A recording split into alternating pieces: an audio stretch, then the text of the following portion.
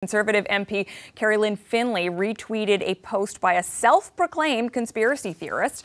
The tweet included a videotaped interview between then-journalist Chrystia Freeland and billionaire George Soros. Soros is the target of many alt-right and conspiracy theories and anti-Semitic groups due to his support of progressive movements. Findlay added to her post saying Canadians should be concerned by their, quote, closeness. That's Freeland and Soros. She later deleted her retweet and apologized, claiming she didn't want to share, quote, hateful rhetoric. Melissa, do you think an apology is enough on this front? Look, I think Twitter has become this weird obligation in politics, and obligation becomes becomes habit, and habit becomes addiction, and none of that moves the conversation forward. So I'm not sure that going off of one sort of dumb mistake or one tweet by somebody who's then made an apology gives the other side or gives their political opponents enough bandwidth to call an entire party anti-Semitic. I think that really diminishes the discourse, the political discourse in this country, and I think that Twitter has very much added to that. It serves a purpose to get a statement out very quickly, but it doesn't serve the purpose to move the political conversation in any reasonable way forward. Well, I can understand saying don't condemn the whole party for one tweet, but is just saying I'm sorry?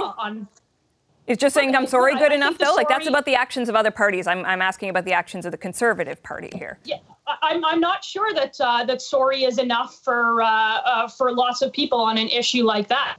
But why I brought up the condemnation of an entire party, that is, if you logged on to Twitter on Saturday and Sunday, it was two political parties calling each other racist and anti-Semitic, and that doesn't actually do anything to moving the issue that we just talked about forward. Well, but there's a little giggle from Brad, or a chuckle. I don't quite know how to qualify it, but Brad, what do you think about that? Well, I think there's two things here. One, the question is about the use of Twitter. Backbench MPs are going to be retweeting stupid stuff. The Americans are right now in the middle of a complete meltdown of their governing structure with their presidential election. I'm going to make a bold prediction and suggest that there's going to be a lot more stupid stuff retweeted on this side of the border between now and November, when the next president, when Joe Biden is elected president.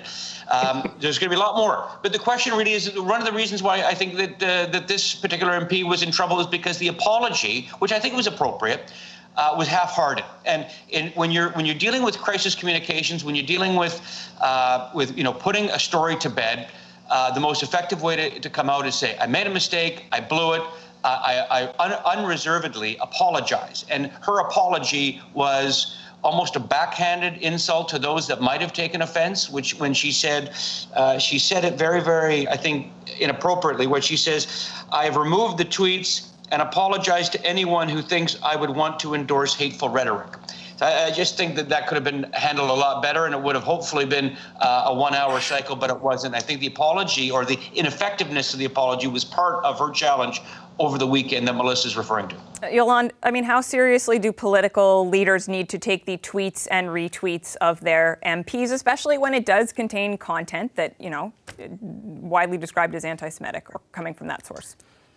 I mean, I think they need to be taking it very seriously. Just to Brad's point, for future reference for anyone, when you're apologizing, just forget the whole to anybody who's offended. You did something wrong, just say you're sorry. That's a freebie. Pro tips from Power and Politics. Okay? Let's just get that out of there so you know how to apologize. That being said, I mean, one of the frustrating things about this, and to be clear, I would be saying this if this was a liberal NDP, I don't care, is that we're in 2020, guys. This is social media in the political discourse is not a new thing. I think I would be more forgiving if this was 10 years ago in the beginning of the Twitter and all that. You know that there are consequences political consequences when you tweet something out. So you should be paying attention. You should be being careful. When you are an MP, when you're elected, that is a privilege. You are not only speaking in your own name, but in the people that you represent. I don't know why people can't just remember that before they are so quick to send things out and tweet out stuff. Nigan, you get to have the last word, and I do want to ask you the question that is perhaps most on my mind, which is just like, man, Twitter is a crummy place sometimes. Like, should we just be done with it? You think it's still a place to have meaningful political discussions?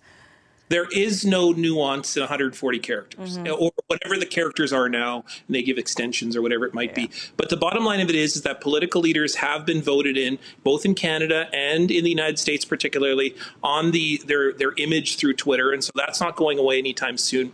I think we're all assuming that politicians read what they retweet. Like, I think we're all assuming that. And the bottom line of it is, I think that what they often do is they retweet it according to their the title, their political stripe, of whatever party or whatever agency that they're using for that day.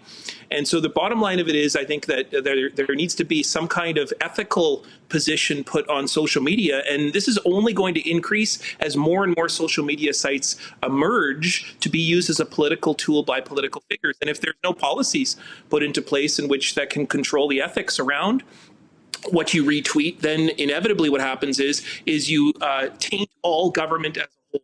You taint the position of your office, and you further divide the population. And what we can see is the rancor. Just look at the United States to see the rancor that Twitter's created. So 2 free tips from the Power Panel today. Read what you retweet before you retweet it. And when it comes to those, apologies, not if I offended anyone. Listen, thank you all so much for the discussion today. Miigwech, thank you. Thank you. That's Nigan Sinclair. Melissa Landsman, who we were going to ask about the prospect of her running for political office. We're going to have to wait until she comes back next time. And Yolande James, Brad Levine. Hi, I'm Vashi Capellos, host of Power in Politics. See more of our show by subscribing to the CBC News channel or click the link for another video.